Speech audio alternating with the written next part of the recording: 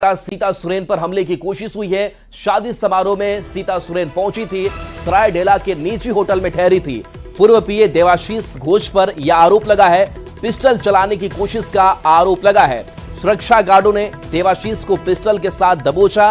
Police ने मौके पर पहुंचकर गिरफ्तारी भी देवाशीष की कर ली है। बताया जा रहा है कि जो पूर्व पीए है वो पीए से हटाने के बाद से वो गुस्से में था और इसी बात को लेकर के विवाद था और अचानक वो पहुंच गया, उसने पिस्टल तान दी। हालांकि जो सुरक्षा गार्ड मौके पर मौजूद थे उन्होंने पूर्व पीए देवाशीष घोष को उसी वक्त दबोच लिया और तस्वीर भी आपको हम दिखा रहे हैं जहां देखिए यही पिस्टल जो उसके हाथ में था। हालांकि पिस्टल उसके पास कैसे पहुंचा इसके बारे में पुलिस लगातार छानबीन कर रही है। तो चाहे वो पिस्टल हो, कारतूस हो, वो बरामद किया गया है। संजय सिन्हा हमारे साथ न्यूज 18 संवाददाता फोन लाइन पर जुड़े हुए हैं। संजय, वो तस्वीर भी पिस्टल की देख पा रहे हैं और सवाल कई है कि उसको पीए से हटाए जाने के बाद से विवाद उसके अंदर बढ़ता चला गया। अभी क्या कार्रवाई पुलिस की तरफ से हो रही है? पुलिस इस मामले में अपनी जो जानकारी है उसकी बढ़ रही है। जो जानकारी मिल रही है पुलिस जो खुद पीएस जो पुलिस से पूछताछ में जो जानकारी देते हैं पुलिस उसी से आगे बढ़ रही है। लेकिन बात हम सियासत करें, जिस तरीके से इसमें कह सकते हैं कि पूर्व जो पीए है उसकी महत्वाकांक्षा जिस तरीके से लगातार जो प्रबल होती नजर आ रही थी, जो जानकारी मिल रही है कि वो जो किसी तरीके से जिस तरीके से नाराज काफी चल रहा था जब सीता सोरेन उन्होंने पीए पद से हटाया था। देखिए, हर राजनीतिक जो हस्ती होती है वो अपने राजनीतिक सफलता असफलता का मूल्यांकन करती है और इसी का मूल्यांकन सीता सोरेन ने भी किया था। लगातार 2 चुनाव हुए, लोकसभा चुनाव में जिस तरीके से हार हुई और विधानसभा चुनाव में जिस तरीके से उनको हार मिली, तो दोनों को उन्होंने सीता सोरेन को जाहिर है कि जब भी ऐसी कोई परिस्थिति सामने आएगी तो लोग अपनी टीम को बदलते हैं, नया टीम बनाते हैं ताकि जो एक नया फैसला पुराने फैसले का जो मूल्यांकन होता है। और जो जानकारी मिल रही थी कि जो देवाशीष घोष हैं वो पॉलिटिकल फैसले में भी शामिल होते हैं। जाहिर है जब आपके आसपास के लोग जो होते हैं पीए होते हैं, पीएस होते हैं, जो आप कह सकते हैं कि जो एक विधायक के साथ लोग होते हैं तो कहीं भी फैसले में सलाह मशवरा में होते हैं। और जाहिर है कि तो अंदरूनी बात है कि विधायक जब सीता सोरेन जो है जो पूर्व विधायक रही हैं वो कितना फैसले जो देवाशीष घोष के साथ कितने फैसले को शेयर करती थी, कितना फैसला मानती थी, कितने हद तक राजनीतिक जो सलाह मशवरा होता है उनको शामिल करते थी। लेकिन जो बात आ रही है कि कहीं उनसे नाराज थी, उन्होंने पीए को निकाल दिया था देवाशीष घोष को, और पी उनको निकालने के बाद ही देवाशीष घोष लगातार नाराज चल रहा था और शायद इसी को लेकर के जो धनबाद में मुलाकात हुई थी, बातचीत हुई थी। अब बातचीत के दौरान ही वो नाराजगी में कह सकते हैं जैसे ही तलखी बढ़ी उसने देसी कट्टा जो हथियार होता है वो उसने निकाला। हालांकि गनीमत थी कि उस समय बॉडीगार्ड से सुरक्षा कर्मियों ने धर दबोचा। हथियार की तस्वीर संजय देख पा रहे हैं, ये हथियार उसके पास कैसे पहुंचा, कहां से आया, कुछ इसके बारे में जानकारी? नहीं, फिलहाल इसके लोग कोई जानकारी नहीं है कहाँ से आया। लेकिन देखिए, जब वो कहते हैं कि जब आपके जो कह सकते हैं कि जब पॉलिटिकल हस्तियों के साथ आप उठते बैठते हैं तो कई लोगों से मुलाकातें भी आपकी होती है। और हथियार आज के समय में जिस तरह कह सकते हैं कि जब आप किसी चीज को लेकर के जैसे आप कहते हैं जैसे इंसान की सोच होती है और वैसे ही इसका फैसला होता है, तो जाहिर है कि हथियार पास में है जब पूर्व विधायक के पास मिलने जा रहे हो तो इंटेंशन को समझा जा सकता है। इंटेंशन गलत भी हो सकता था, शायद हम ये मान सकते हैं कि अच्छा था, बड़ी घटना होने से बच गई, क्योंकि जिस तरीके से उसने देसी कट्टा बाहर निकाला, ये मौके पर दबोचा गया, समझिए बड़ी घटना होने से बची है। लेकिन इसको आप ऐसे मान सकते हैं कि अगर कोई संजय देवाशीष ने जब से पीए का पद छोड़ा था और उससे लेकर के अभी तक वो कहां काम कर रहा था, किसके लिए काम कर रहा था, कुछ इसके बारे में जानकारी है क्या? कोई और भी इसके साथ हो सकते हैं लोग?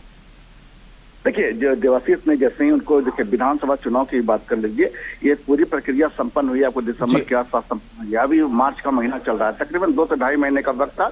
लेकिन हमने सीता सोरेन का बीच में जब इंटरव्यू भी मैंने किया था सीता सोरेन से, और उस दौरान भी वो मिले थे, तो उस दौरान मुलाकात हुई थी और वहां पर सीता सोरेन के आसपास उन्होंने देखा। चलिए संजय, बिल्कुल आपके पास आएंगे। धनबाद से संजय गुप्ता भी हमारे साथ जुड़े हुए हैं। धनबाद की तस्वीर सामने आई है। धनबाद नहीं, पूरी घटनाक्रम हुई जहां पर एक समारोह में पहुंची हुई थी सीता सोरेन और उसी वक्त पूर्व पीए देवाशीष भी पहुंचता है, पिस्टल तान देता है और मारने की कोशिश करता है। अभी आपके पास संजय धनबाद से क्या अपडेट है?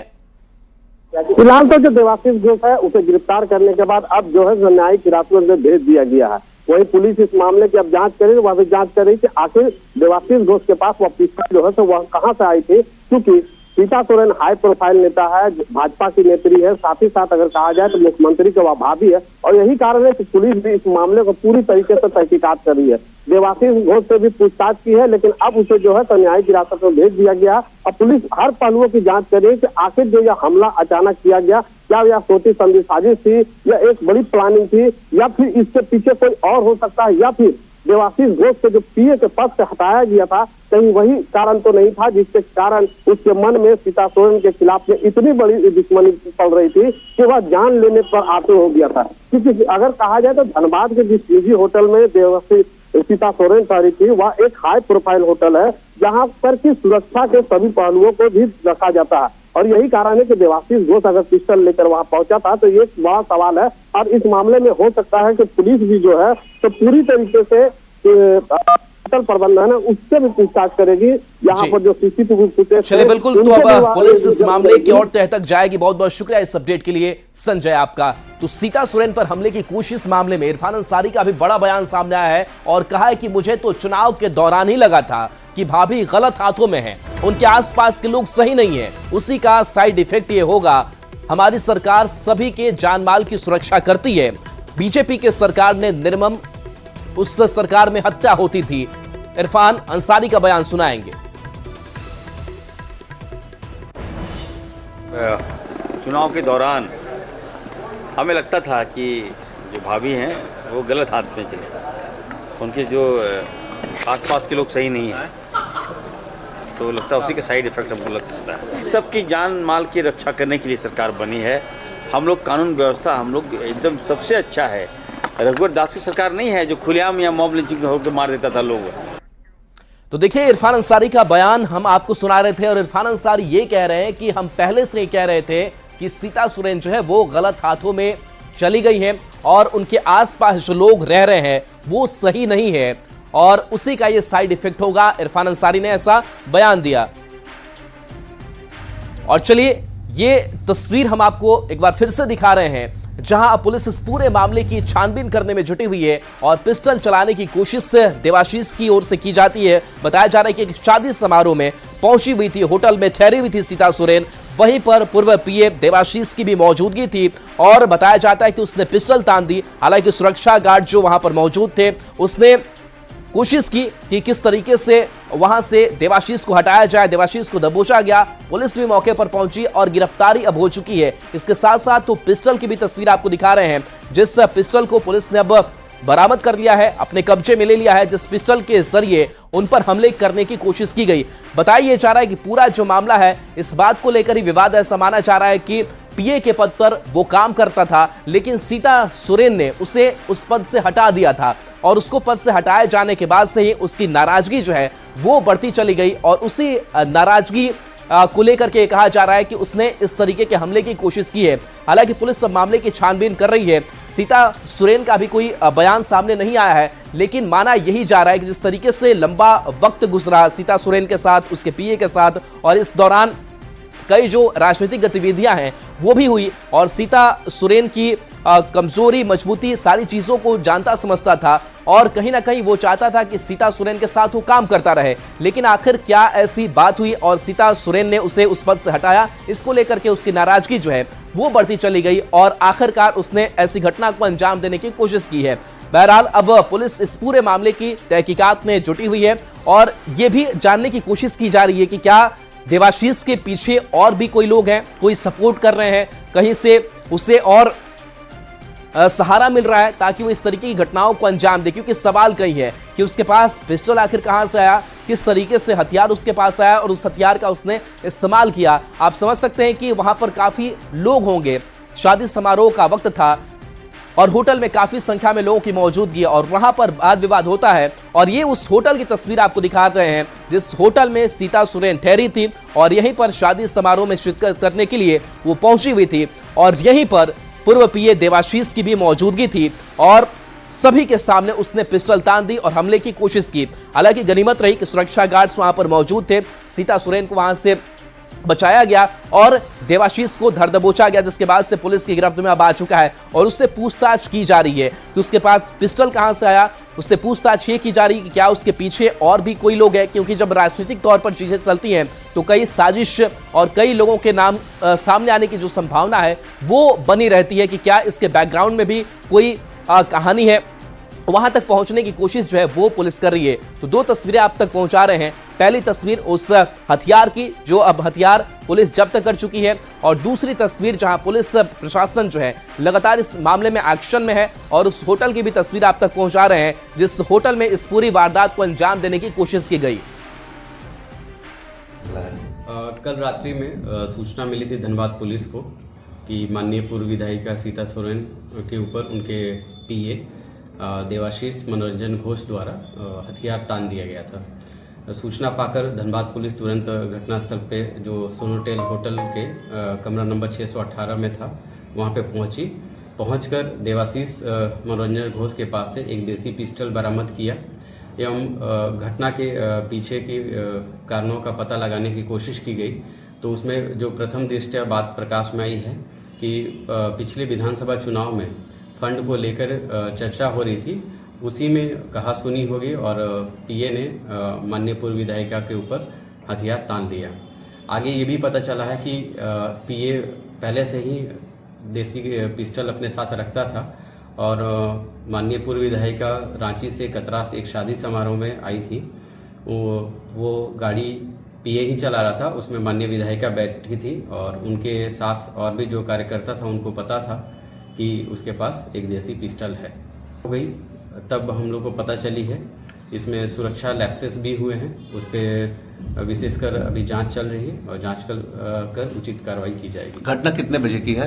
रात्रि में करीब 12-1 बजे की घटना है। तो पूर्व विधायिका के दिए गए आवेदन के आलोक में प्राथमिकी दर्ज कर उसको गिरफ्तार कर न्यायिक हिरासत में भेज दिया गया है।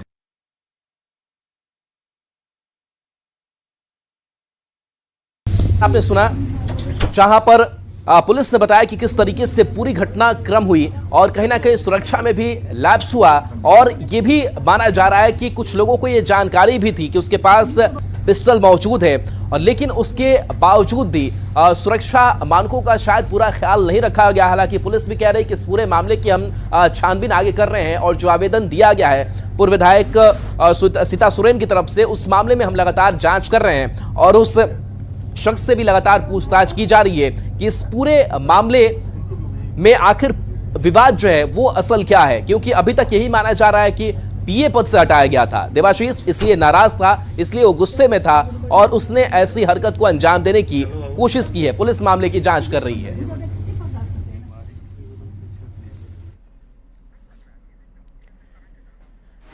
तो देखिए देवाशीष की तस्वीर आपको दिखा रहे हैं, एक्सक्लूसिव तस्वीर हम दिखा रहे हैं। दूसरी तस्वीर जहां देखिए पुलिस की गाड़ी में देवाशीष की मौजूदगी है और देवाशीष देखिए चेहरे को अपने ढके हुए वो वहां से निकलता हुआ दिखाई दे रहा है। तो गिरफ्तारी अब हो चुकी है, जो आगे की कानूनी प्रक्रिया है वो पूरी की जा रही है। तो देखिए ये चेहरा अपना ढके हुए है, ये कोर्ट में आपको दिखाई दे रहा होगा, और ये पुलिस की अब गिरफ्त में है और गिरफ्तारी इसकी हो चुकी है और इस पर लगातार अब कानूनी कार्रवाई जो आगे की है, कोर्ट की जो प्रक्रिया है उसे भी अब पूरा किया जा रहा है।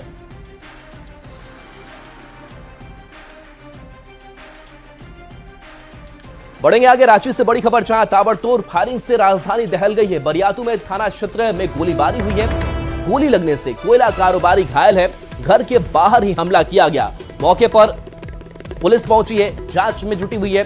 ग्रीन सिटी के समीप गोली चली है, करीब दर्जन राउंड फायरिंग की बात कही जा रही है। तो ये तस्वीर आपको दिखा रहे हैं जहां पर देखिए यहां से गोलियां बरामद की गई है, ताबड़तोड़ फायरिंग हुई है और इस फायरिंग के बाद से राजधानी अब दहल उठी है। बरियातू में थाना क्षेत्र में गोलीबारी हुई, गोली लगने से कोयला कारोबारी घायल बताया जा रहा है।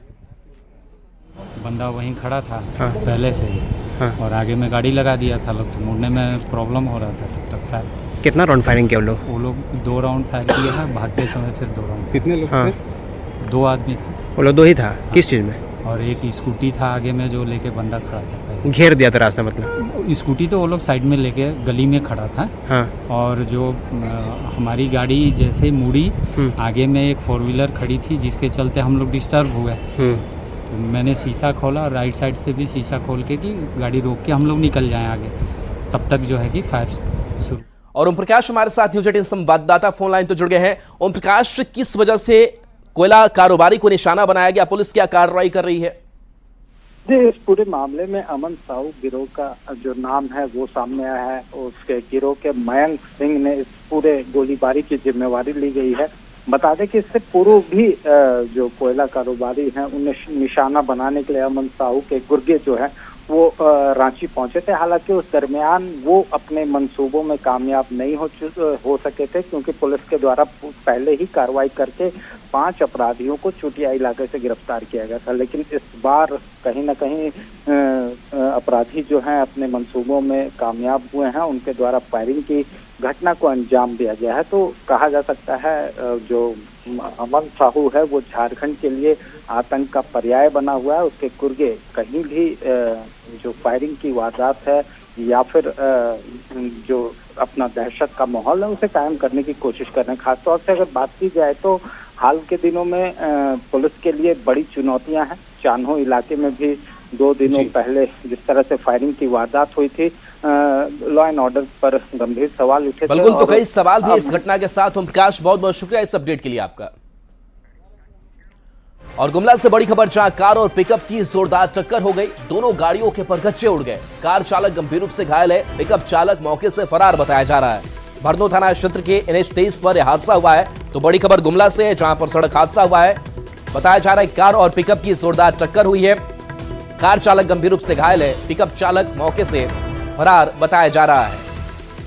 तो ये तस्वीर आपको दिखा रहे हैं, भरनो थाना क्षेत्र के NH 23 पर यह हादसा हुआ है। गुमला की तस्वीर है, जहां देखिए कैसे दोनों गाड़ियों के परखच्चे उड़े हुए हैं। तो इस तस्वीर को देखकर आप अंदाजा लगा सकते हैं कि किस तरीके से ये पूरी घटना सामने आई है, पूरा हादसा हुआ है। और इस हादसे के बाद से पिकअप चालक बताया जा रहा है कि मौके से फरार हो गया। पुलिस भी मौके पर पहुंची। भरनो थाना क्षेत्र के NH 23 पर यह हादसा हुआ है, कार चालक गंभीर रूप से घायल है। और बोकारो से बड़ी खबर है, जहां बारातियों से भरी कार हादसे की शिकार हो गई। हादसे में कई बाराती घायल हो गए हैं। बाराती बोकारो से खलारी जा रहे थे, तभी यह हादसा हुआ। बताया जा रहा है कि लोरी को बचाने के चक्कर में यह हादसा हो गया। चरीडीह थाना क्षेत्र अंतर्गत कल्याणपुर नेशनल हाईवे 23 के जैना मोड़ पर यह हादसा हुआ है। रॉन्ग लाइन है, जो कि उधर से भी गाड़ी आ रहा है, इधर से भी जा रहा है। तो हम वो लाइन से आ रहे थे 7 बजे के करीब, है ना। इधर से भी दोनों ट्रक गाड़ी आ गया, ट्रक, और हम आ रहे थे उधर से कि हम अपना गाड़ी बचाने के चलते हम रॉन्ग साइड पूरा घुस गए। अब रॉन्ग साइड घुसे तो गाड़ी बचाने नहीं सके, इधर से भी गाड़ी उधर से भी गाड़ी। और झारखंड विधानसभा के बजट सत्र से जुड़ी खबर है, जहां सदन की कार्यवाही अब 2 बजे तक के लिए स्थगित कर दी गई है। बाबूलाल मरांडी को नेता प्रतिपक्ष का दर्जा मिल चुका है। स्पीकर ने इसकी घोषणा कर दी है। स्पीकर ने बाबूलाल मरांडी को सदन में बतौर नेता प्रतिपक्ष की मान्यता की घोषणा कर दी है। तो देखिए, इंतजार लंबे वक्त से था नेता प्रतिपक्ष के पद को लेकर के, और आखिरकार नेता प्रतिपक्ष भी मिल चुका है। बाबूलाल मरांडी जो नेता प्रतिपक्ष का दर्जा उन्हें दे दिया गया है, और स्पीकर ने बाकायदा इसकी घोषणा भी कर दी है कि बाबूलाल मरांडी सदन में नेता प्रतिपक्ष होंगे, और सदन की कार्रवाई 2 बजे तक के लिए स्थगित भी कर दी गई है। तो सदन के बाहर मैया सम्मान योजना, नेता प्रतिपक्षों समेत कई मुद्दों की गूंज सुनाई दी। लेकिन हम लोग बेहतर पॉलिसी करने का दिशा में बढ़े हैं, ताकि राज्य का राजस्व का बढ़ोतरी हो सके। और जहां पर अभी खुदरा सेल का है, खुदरा का, तो उसमें हम लोग निजीकरण की ओर जा रहे हैं। और होलसेल में भी जो पूर्व की व्यवस्था है उसी व्यवस्था पर हम लोग। अच्छा, ये आप देखिए, हम को तो लगता है 2 महीने की राशि मिलना चाहिए। 2 महीने की राशि, मार्च महीने की भी राशि इसी महीने दी जाएगी। मार्च की राशि अभी नहीं दी जाएगी, मार्च खत्म होगा उसके बाद दी जाएगी ना। और देखिए, बढ़ेंगे आगे। भारतीय क्रिकेटर मोहम्मद शमी के रोजा ना रखने पर बवाल मच गया है। उन्हें मंगलवार को दुबई इंटरनेशनल क्रिकेट स्टेडियम में ऑस्ट्रेलिया के खिलाफ सेमीफाइनल मुकाबले के दौरान एनर्जी ड्रिंक पीते हुए देखा गया। यह मैच रमजान के पवित्र महीने में खेला जा रहा था। 34 साल के शमी को ड्रिंक पीते देख मौलाना बरेलवी ने उन्हें रोजा ना रखने के लिए अपराधी करार दिया। इसके बाद इरफान अंसारी ने शमी का बचाव किया है। मैं देश का नाम रोशन किया है, और हम सबको गर्व है मोहम्मद शमी पर। जब इंडिया जीतता है और मोहम्मद शमी जब विकेट लेता है तो गर्व होता है। तो जो लोग भी इस तरह की फतवा जारी करते हैं, उनको बचना चाहिए। देश बड़ा है हमारा, हिंदुस्तान बड़ा है, मुल्क हमारा बड़ा है, और मैं भी फास्टिंग हूँ, मैं भी रोजा रखता हूँ, मैं मंत्री हूँ, मैं विधानसभा जाता हूँ। तो जब मैं खेलूंगा और जब मैं विकेट लूंगा तो मुझे एनर्जी की आवश्यकता पड़ेगी। तो उनके लिए सब माफ है, क्योंकि देश पहले है। धर्म में अच्छा करूंगा, गलत करूंगा, सजा ऊपर वाला देगा। अच्छा खेलूंगा, देश को जिताऊंगा तो पूरे लोग वाहवाही करेंगे। सिमडेगा पहुंचे पूर्व मुख्यमंत्री मधु कोड़ा ने बाबूलाल मरांडी को बधाई देते हुए कहा कि बाबूलाल मरांडी एक सुलझे व्यक्तित्व के मालिक हैं, जो नेता प्रतिपक्ष की भूमिका बखूबी निभाते हुए जन समस्याओं को सरकार की नजर में लाकर उसका समाधान कराएंगे। बता दें कि मधु कोड़ा अटल जन्म शताब्दी कार्यक्रम में शामिल होने के लिए सिमडेगा पहुंचे हैं। बाबूलाल जी को पुनः यहाँ प्रतिपक्ष के नेता के रूप में आज पार्टी ने आज यहाँ पर इनको यह बनाया है, उसको चयनित किया गया है और सभी लोग उसको स्वागत किया है। और निश्चित रूप से एक प्रतिपक्ष नेता होने के नाते झारखंड विधानसभा में झारखंड के आवश्यकता को, झारखंड के समस्या को, झारखंड की बातों को वे एक जिम्मेदारी विपक्ष के रूप में अपनी बात को रख सकेंगे। और रांची से बड़ी खबर, जहां सीरम चोली फ्लाईओवर बनाए जाने का विरोध हुआ है। आदिवासी संगठन सड़क पर उतरे हैं, मानव श्रृंखला बनाकर के विरोध प्रदर्शन कर रहे हैं और कहा कि यह हमारी जमीन है और हम कतई बर्दाश्त नहीं करेंगे कि इस पर कोई और निर्माण हो। तो देखिए, ये विरोध देखने को मिल रहा है। सीरम चोली की तस्वीर है जहां फ्लाईओवर बनाए जाने का विरोध किया जा रहा है। आदिवासी संगठन सड़क पर उतरे हैं। फ्लाईओवर का निर्माण लगभग पूरा हो चुका है। उम्मीद है कि जनता को 1 माह के बाद समर्पित किया जाएगा। लेकिन आपको जो ये तस्वीर दिखा रहे हैं, ये आप देखें कि किस तरह से जो सरना स्थल है उसका विरोध को लेकर के यहाँ पर ये लोग मानव श्रृंखला बनाकर विरोध कर रहे हैं। विरोध का कारण यह है कि वहाँ की जो जमीनें हैं उस पर फ्लाईओवर का निर्माण किया गया है। हम सरकार से यही मांग करना चाहते हैं कि हमारा संस्कृति रूपी जो धरोहर हमारा है, जो कार्तिक बाबा के संघर्ष से देन जो सरना स्थल, केंद्रीय सरना स्थल है, उसके से छेड़छाड़ नहीं सहेंगे, क्योंकि हमारा जमीन ही हमारे आत्मा है और हमारा सरना स्थल हमारा संस्कृति, हमारा पहचान है। उसके साथ से छेड़छाड़ कोई भी करेंगे, चाहे सरकार हो, चाहे केंद्र सरकार हो, चाहे राज्य सरकार हो, हम 1 इंच भी बर्दाश्त नहीं करेंगे, 1 इंच भी हम जमीन नहीं देंगे। क्योंकि अगर हमारा सरना स्थल मिट गया तो आदिवासी खत्म हो जाएगा, मिट जाएगा, सत्यानाश हो जाएगा। तो मैं आग्रह करता हूं कि पिछले बार हमारे माननीय चमरा लिंडा भी आए थे, लेकिन उनकी बात भी सरकार नहीं सुन रही है। चरणबद्ध तरीके से मुख्यमंत्री से बात करने का आग्रह किया और बात भी किया, परंतु पॉजिटिव आश्वासन नहीं मिलने के कारण हम लोग चरणबद्ध आंदोलन कर रहे हैं। खत्म करने की कोशिश हो रही है, यह दुर्भाग्य है। और यहाँ के लोग, सरना आदिवासी भाई बहन सारे लोग मुख्यमंत्री से मिले, एक मंत्री हैं उनसे भी मिले, उन्होंने आश्वासन भी दिया, उसके बाद भी काम जारी है। या देख रहे हैं आप, विरोध का भी तरीका अलग है। मानव श्रृंखला बना करके ये लोग विरोध कर रहे हैं और ये विरोध लगातार जारी है। इसलिए जारी है कि सरहुल में जो सरना का पूरे पर्व का दौरान जो एकत्रित होते हैं और वहीं पर इकट्ठा होकर के इनकी जो जमीन है सरना स्थल का, और उस पर अतिक्रमण की बात इन्होंने कर रहे हैं। क्योंकि जब विकास का काम होता है तो फ्लाईओवर का निर्माण हो रहा है, निश्चित तौर पर ये जो जमीनें हैं ये कर रहे हैं कि सरना स्थल का है। अब आने वाले वक्त बताएगा कि इनकी मांग को पूरा किया जाएगा। लेकिन फिलहाल अभी बजट सत्र चल रहा है और निश्चित तौर पर इनकी आवाज सदन के अंदर और सदन के बाहर भी सुनी जा रही है। कैमरा संत के साथ निरंजन सिंह, न्यूज़ 18 रांची। और चलिए, न्यूज़ 18 बिहार झारखंड पर खबरें आपके लिए लगातार जारी।